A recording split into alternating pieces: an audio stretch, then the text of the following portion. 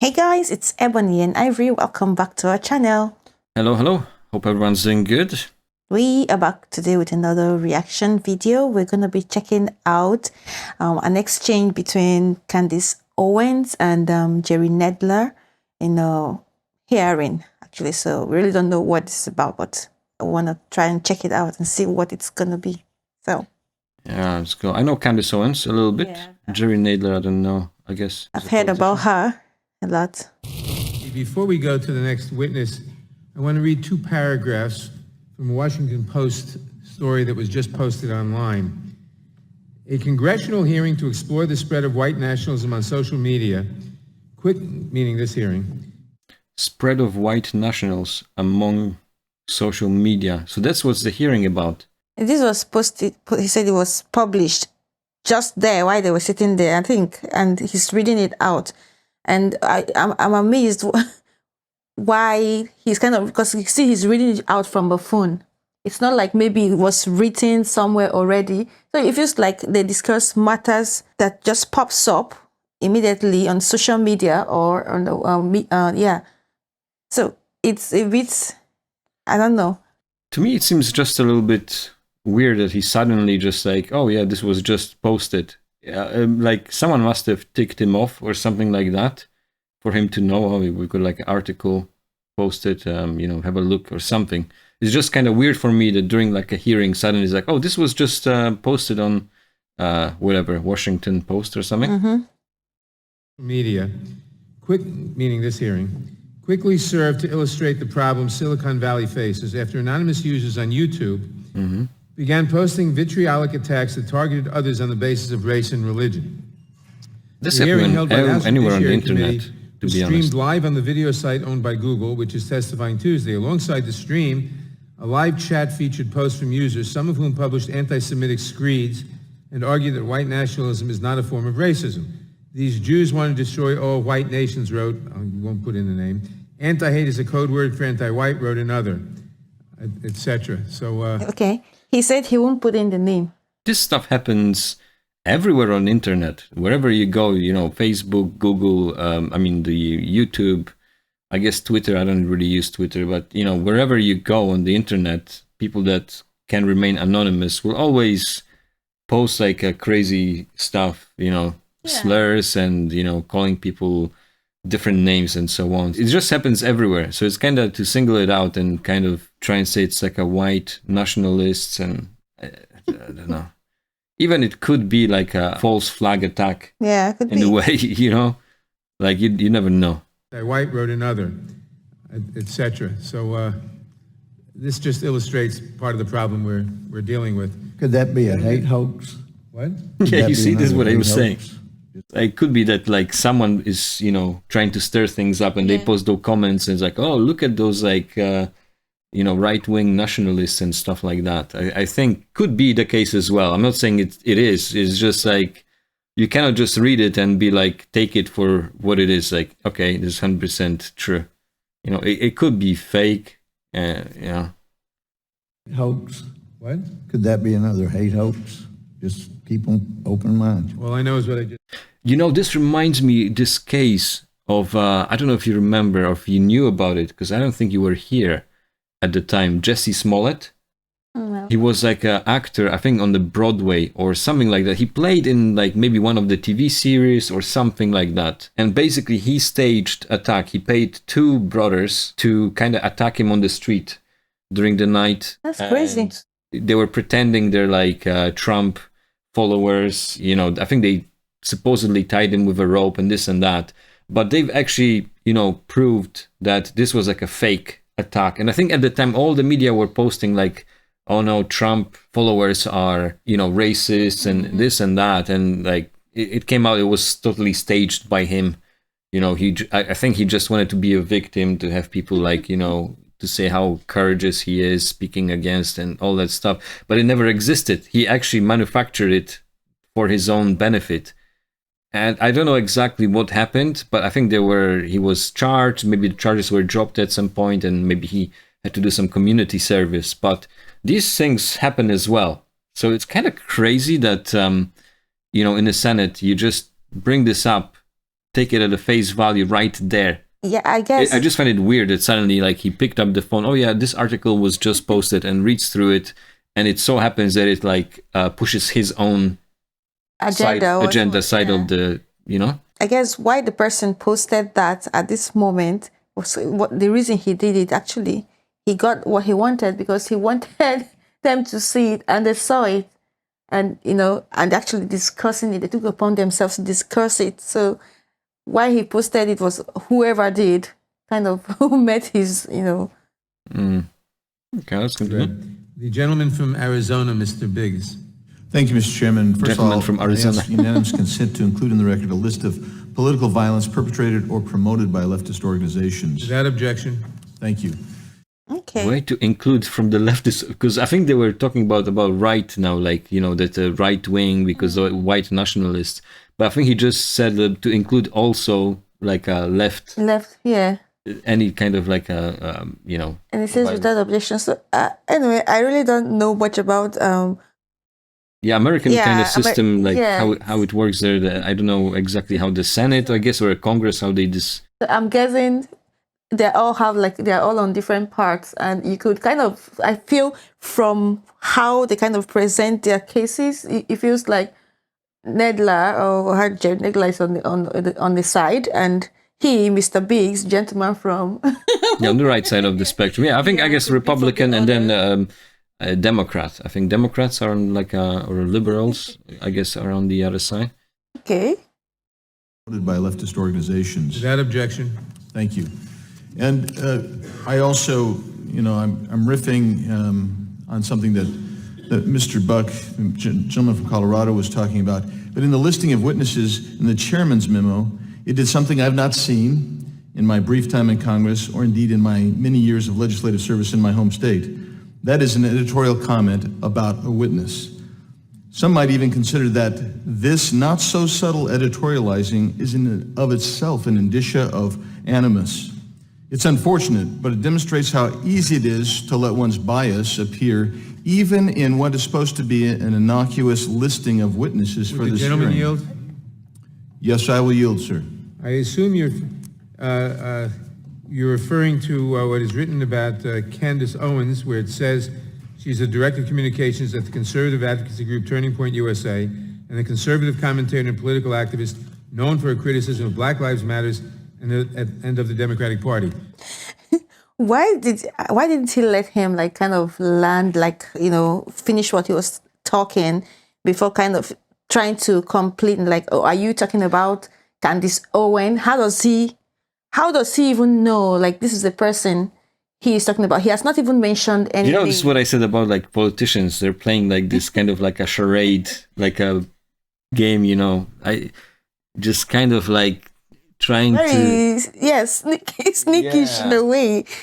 He already just figured out, okay, are you talking about, Candace Owens? And then listen. That just kind of shows you that he knew what Mr. Biggs was because he wasn't calling any name. He didn't mention a name. Yeah, which also would kind of imply that he might know what he's referring to and know at the same time it's wrong. Or maybe inappropriate. Wrong maybe is the wrong word. I found it also quite cool how Mr. Biggs was he didn't argue, he just yielded and then let the Mr. Nadler talk. He was quite polite in that way. But it's interesting. It looks he's calling out all the qualities or how they... I think the introduction, so this must have happened before this clip. I think they were introducing some witnesses that will testify or be spoken to during this hearing. And I think the way they characterized Candace Owens was a little bit inappropriate, maybe, or like good compared maybe to what you normally do. Commentator and political activist known for her criticism of Black Lives Matters and of the Democratic Party. I don't think she could quarrel with the accuracy of that. It's a simple statement of who she is. Reclaiming my time. What I will say about this is you never ever see anybody characterized in any other list of witnesses. This is the first time I've ever seen that, other than the stating what they represent or the group that they are from. Yeah, you see, so I think the other witnesses were introduced and were like, okay, Mr. John Smith, he's from Kentucky or whatever, Texas, and blah, blah, blah, belongs to this organization. Where it looks like what they did with Candace Owens is they've added few things, like a Black Lives Matter critic or something like that. Yes. You know what I mean? Like, Yeah. you don't have to put it there. You know. You know what I mean? Like, you know, if you introduce everyone here about, okay, this is like a right-wing Yeah, you know. critic, or it's just like things that you don't, they're irrelevant, and they can basically already set certain tone for people who listen to it. You know, you try to convince them already with such an introduction that, okay, it's not worth listening to this person because she's radical and you know, criticizes Black Lives Matter, for example. Represent, or the group that they are from. This is seemingly anyway, going beyond the bounds of what is the norm. That is an indication to me of how easy it is to demonstrate animus. So it means, for a logical question of Ms. Owens, which she's already addressed to some respect, is, as you talk, Ms. Owens, and you go to universities, like I'm going to UConn tonight, do you receive hate speech directed at you? All the time, and I really do feel that the media on the left has made it okay. And I do just want to add that my biography, which I submitted, you reduced it to one sentence, calling me just a conservative activist, and it wasn't what I said or what I submitted to your office last night. Okay, yeah, it is two things. First of all, so they're discussing like a spread of white nationalists through social media, and Mr. Biggs basically asked her, okay, when you go to talk in different universities to people, do you receive hate from liberal or like democratic side? Which she confirmed she did. So it's not like, okay, you only have like a hate online or even like in person, because obviously if she's doing talks in universities, people come to the rally, they protest and whatever. So, you know, she also receives that. So it's not like only right side or a left side. You know what I mean? Yeah. It's people that, you know, leave those comments. Can be from either side. And then secondly, she apparently she, you know, submitted like the whole list of, you know, her biography that they can use to introduce her. Yeah. And it looks like she said, you know, you just reduce it to one sentence, basically. You know? I can see this straight face. She's really upset, like, you know. Calling me just a conservative activist, and it wasn't what I said or what I submitted to your office last night. And I just think that you opened with anti-black bias, and I see it coming from the chairman today. Anti-black bias. Oh my goodness. She's so direct. She like so reversed it on him, basically. The guy is pretending like, yeah, these right-wing activists, they make racist comments and so on online. Where here, basically, she now turned around. Well, you know, I am black, obviously, and now you reduced my biography and everything to like, to make me look bad. So where, you know, yeah.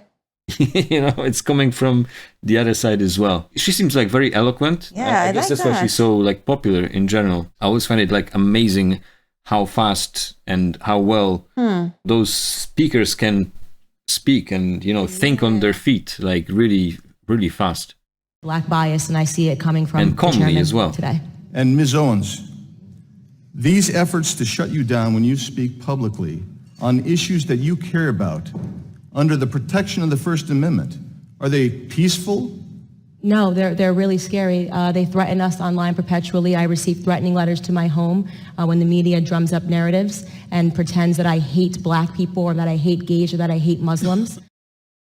I'm finding it's really shocking. Like, why do they really paint her? They just hate what she stands for, in a way. You know what I mean? The truth. So she has, to my understanding, very traditional values.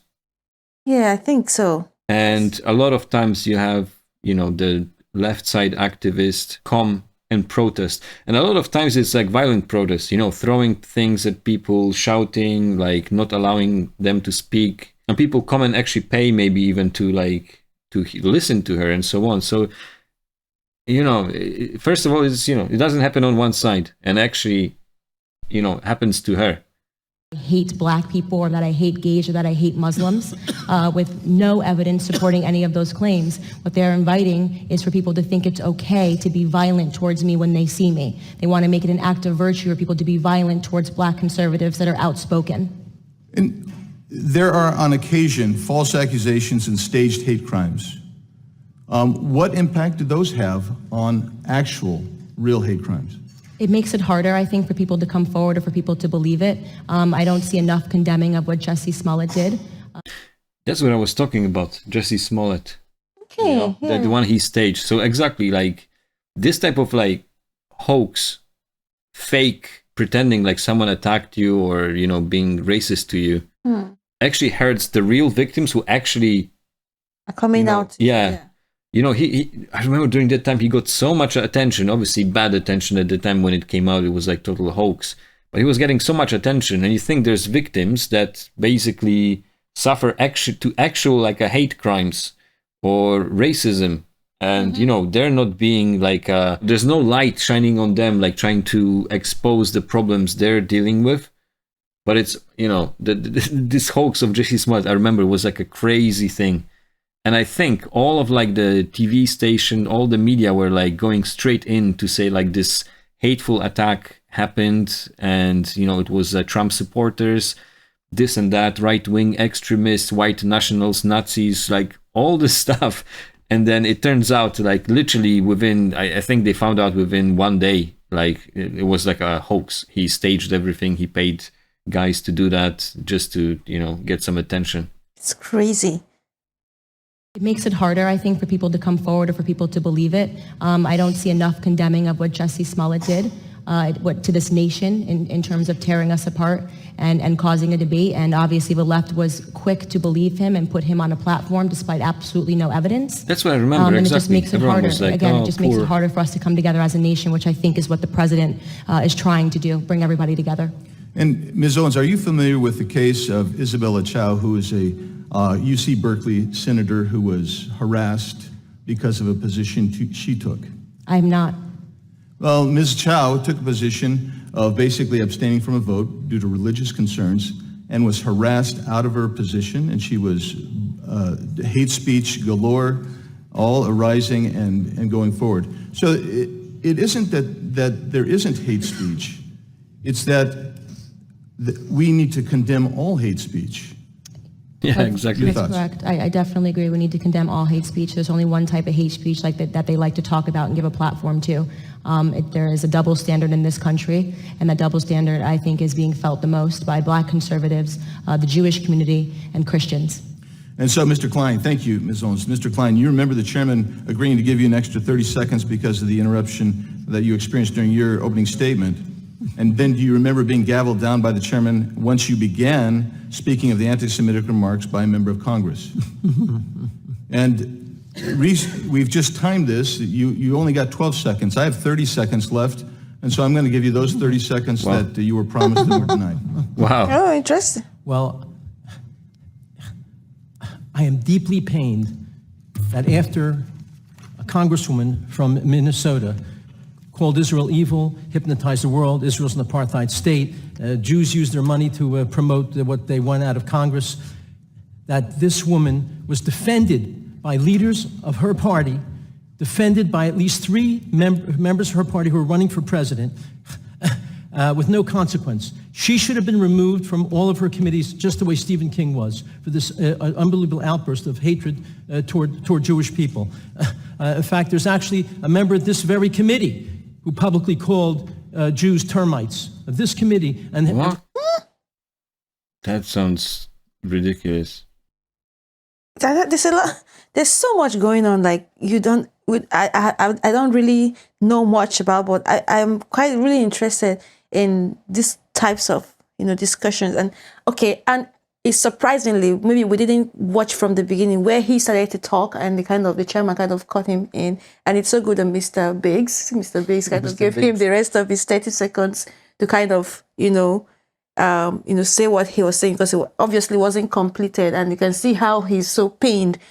Yeah, the way he even like starting, kind of talking. Like he seems very it's bothered about that.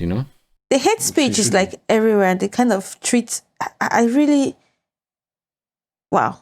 Okay, this is interesting. I didn't follow this history, but it's like a whole different, topic from Candace Owens topic. So, and yeah, okay. But what I find like crazy, apparently one of the people in the panel called Jewish people termites or something.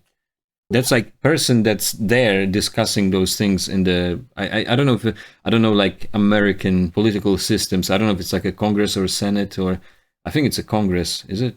I read that. I think Congress, it could be Congress. But one person there apparently said that, and that's and they're discussing like hate speech. That's totally hate speech. Totally. Called Jews termites. This committee, and there was no consequence to that outrageous statement. So this is really frightening to me, especially as a child of Holocaust survivors. If you're not, if there's not consequence to this type of hate speech against Jews, you're only going to get more of it. We're only going to embolden people to continue this, and ultimately, hate speech turns into physical violence. That's been true throughout Jewish history, and that really frightened. Wow, that was it. What an end. The way he kind of ended, like hate speech actually turns into violence. And that's really true. That's what it creates. You just say those things to create an action. Of course, when your person you're saying it to is a violent type, or the one that can't take words, decides to go violent. And that's what the person intends to do. And then you name the person who is acting as the bad person. Whereas the person who has triggered the violence becomes the victim. Like, oh no, they don't even kind of forget the hate speech. It's crazy. I just kind of, and he actually. It was very interesting exchange. I think I just love the way that Candace was able like to flip it around about like kind of a racist or hateful comments back onto like the Jerry Nadler, Mr. Nadler. It's just, it just shows you the double standard of it. Yeah, you know what I mean? Someone complaining about it, but actually they don't realize, or they don't take into account their actions and what they do and how it actually is maybe hateful or racist or, I think they just try to picture or paint her as a bad person who hates blacks and who hates gays and all that. But what she does, that I think she does, is, just speaks the truth and her own opinion. And that's what is difficult for people to hear. No one wants to hear the truth. As long as you're, like you said, the traditional person who stands for the truth, everybody sees you as the bad person. Yeah, I mean, I wouldn't even mention the truth or no truth. I mean, obviously, if you're talking about man and a woman, there's a science to that. Mm-hmm. But in general, some values, you can have different values to me, and my parents might have different values to someone else. You know what I mean? So it's what she believes in. I don't have to call it like truth, but it's her values, what she believes in. Okay, yeah. That's how I feel about that. But it's just being able to have a civil discussion about that and be grown-ups and kind of agree to disagree and, remain polite to each other. With no need to, do all the hateful crap. So kind of in conclusion, Candace Owens, what she submitted to the chairman's office, or the chairman's office, or who was not what the list of her biography, like you said. It looks like they've cut out maybe some other things that were kind of, important or maybe, more appropriate, and they focused on something that's going to make her look a little bit bad, or, make it a little bit more controversial, or, what I mean, try to kind of, maybe assassinate character is not the best word, but that's what I'm kind of thinking, trying to make her look bad by using this particular sentence. You know what I mean? Because if you say to someone Black Lives Matter critic, a lot of them will flip it around. It's like, oh my God, yeah, she hates, Black people, particular race, or so on. And that's the but irony. it's not. There's like other issues with with the organization. I know there's quite a few videos that are popping out recently about how you know, the owners actually bought themselves properties. I don't know how true is that, so I don't want to get into that. I just remember seeing some reels on Instagram, scrolling through, that kind of talk about the owners of Black Lives Matter. So it doesn't, you know, just because you don't agree with the organization and what they do for black people, it doesn't mean that you hate. Yeah. You understand? Maybe there's a better organization who actually can put the funds they receive into better use than Black Lives Matter, you know? But again, I don't know too much about that, just little things I heard here and there, so I don't want to kind of get into that really. But it was very interesting. Yeah, really interesting. I just find it amazing how eloquent and how well spoken she is as well. Thinks on her feet very fast, you know, and most of all, like, just responded very politely and without any, you know, and to be honest, all of them were polite. Even like Jerry Nadler was quite, you know, he didn't raise the voice or make some snarky comments or anything like that. But, you know, I guess Candace Owens had a point and was able to say it without, you know, too much, without any hate or anything like that. Well, guys, thank you all so much for hanging and checking out this with us. Remember to subscribe to our channel. We'll see you all in the next video. From us, it's bye. See you later.